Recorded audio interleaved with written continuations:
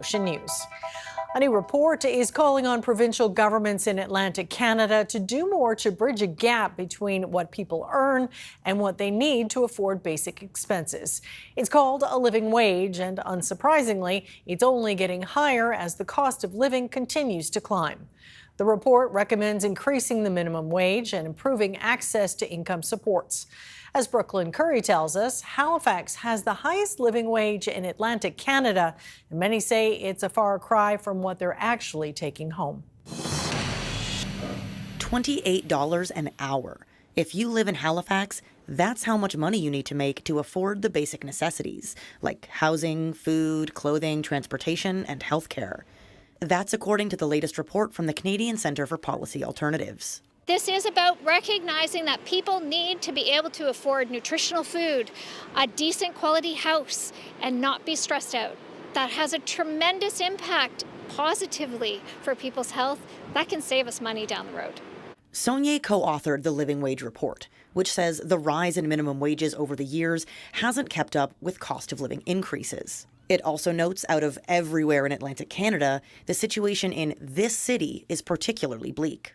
The Halifax rental market is completely unsustainable and really out of reach for just a huge swath of the population. But to see the increases in rental year over year in a situation where we apparently have a rent cap that should be working, it's very concerning. Minimum wage in this province is a little more than $15 an hour. So for many Nova Scotians, $28 an hour feels completely out of reach.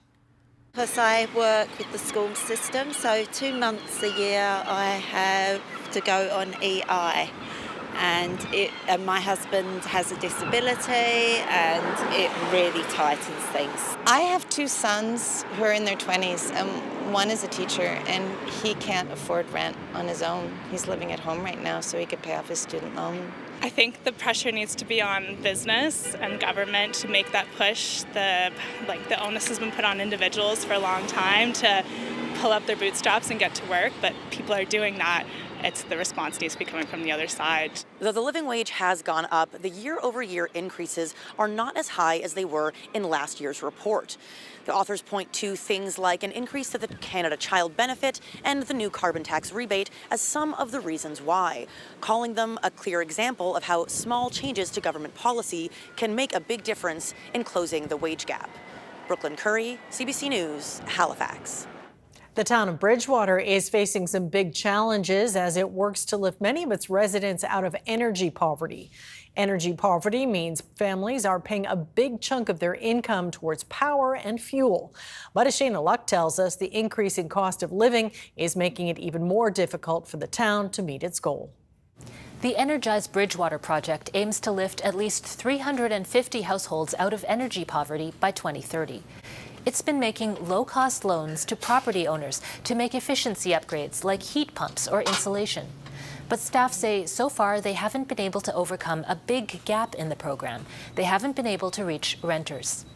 Some rental property owners in Bridgewater are signing new leases that put the cost of utilities onto their tenants, particularly properties that changed hands during the pandemic. So there was a lot of that housing changed over, and in that changeover, the new owners started, as leases would expire, they might keep the rent the same, but they were adding the cost of heat and power onto the tenants. McDonald says if they are not able to reach this large portion of people in energy poverty, the project's goals could be at risk. And more importantly, those families will continue to suffer hardships. McGill University is working in partnership with the town to study this. They've found almost 40% of the town's population is in energy poverty, and they've documented the stories of many of them.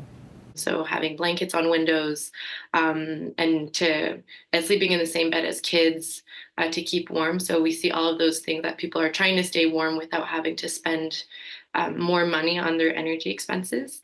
The program has already provided loans for 116 families to make upgrades to their single-family homes.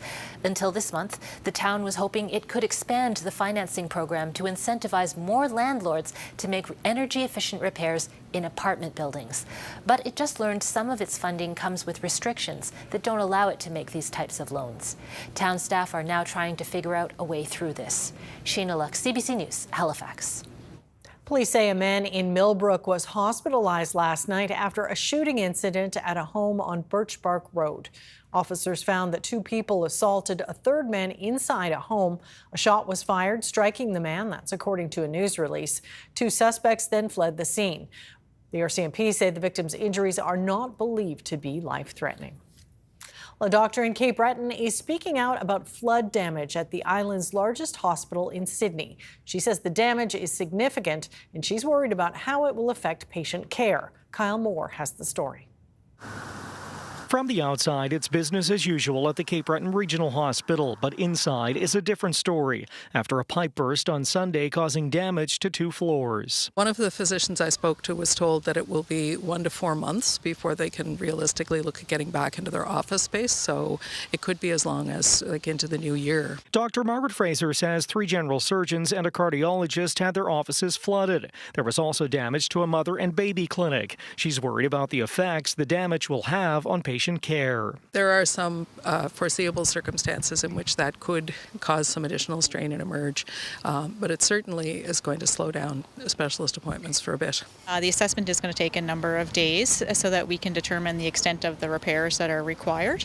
Kathy Lynn Howley is site lead at the hospital. She says physicians affected have been provided temporary space based on their needs and is working to find a more permanent solution. Right now, we're not anticipating significant impacts in patient care. However, given the assessment that needs to take place and prioritizing moves for displaced people, we'll know more in the days to come. Fraser says physicians are still catching up on the backlog from lockdowns during the pandemic and feels finding office space won't be easy. There's a shortage of medical office space in Cape Breton, in Sydney, so it's going to be difficult to find office space. Howley says the health authority will be able to provide an update on both fronts in the coming days. Kyle Moore, CBC News, Sydney.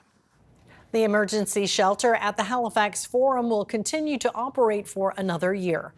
The 24/7 shelter first opened in January and was expected to close this month. The province runs the shelter in collaboration with Halifax Regional Municipality and the nonprofit group 902 Man Up. Back when it first opened, some people experiencing homelessness told CBC that the shelter felt more like a jail and they'd rather sleep in a tent.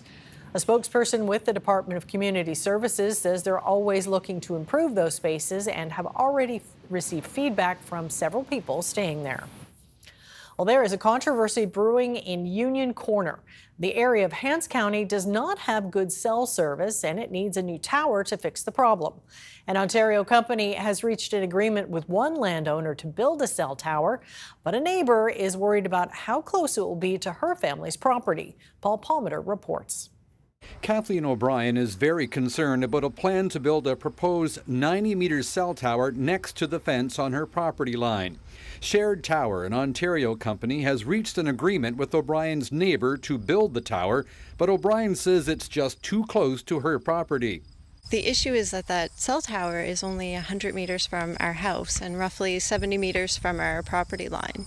O'Brien would be one of the first people to tell you a cell tower is badly needed in the area. But she says there should have been more community consultation done so everyone would be okay with the new tower's location. Local residents near the proposed tower received letters last month. This diagram shows where the tower will be placed on the neighbor's lot. The blue dot is O'Brien's well on her property. She says municipalities need to get better cell tower policies in place before companies can come in to put them up. The federal policy is just to send out a notification to certain houses, and there's only a 30-day window for public consultation, and after that, that's all we have. Cell towers fall under federal regulations. Innovation, Science and Economic Development Canada does have policies for cell tower placements, but it does not include setback regulations. It does require the proponent to contact the local municipality, which they did. The mayor of the municipality of West Hants did send a letter back to Shared Tower expressing the concerns of the community on the location while they support the addition of a tower in the community. I also expressed that the more engagement the proponent undertakes with the community, the better the success of any final project. O'Brien has 3 young boys who are often playing in the backyard, which could soon have a tower next to it. 5 generations of the family have lived in the house, and O'Brien wants to see another suitable location found before work on the tower begins. She says there is a disconnect between the federal rules and municipal bylaws. I definitely feel really powerless in this situation. I have no control over my family's health and safety now. That somebody can put a tower so close to us and there's just nothing we can do. And it's not just us, anybody in Nova Scotia. We don't have a voice. We have no rights. Shared Tower did not respond to our request for comment. Paul Pometer, CBC News, Union Corner.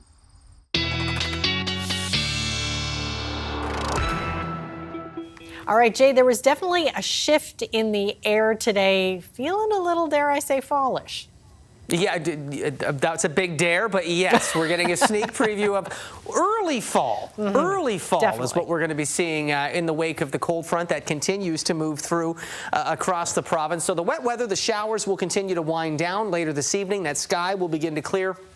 Slight chance for some isolated fog patches, but the wind for most areas 15 to 30 kilometers per hour, gusts potentially upwards of near 40 for some areas, should help to mitigate that risk of more widespread fog through the overnight hours tonight into tomorrow morning. Otherwise, we're looking at a mainly sunny day. I am expecting maybe a few cloudy periods for more eastern areas, in particular as we look towards Cape Breton, even into the afternoon. But otherwise, we'll see a mix of sun and cloud, and at times more sun than cloud to even sunnier conditions across most of the province. And that clearing trend will continue late in the day as well. So here's a look at the next 24 hours. We will start to see that sky clearing later this evening and through the overnight hours into tomorrow morning. We'll see a clear enough sky that it should be a mainly sunny start for most of the province to start the day for your Thursday. Be a little on the cooler side. In fact, some areas will be struggling to hit 20, and that's just with that very brisk and cool north to northwesterly wind. This cold front just helping to get us ready for what I'm sure fall has in store, although I don't think a lot of us are ready to say goodbye to summer just Definitely yet. not just yet. All right, thanks, Jay. Yeah. All right, that is it for us tonight. We'll be back at our regular time with our full hour-long show. That's at 6 p.m. tomorrow night. Thank you so much for watching, and we'll see you next time.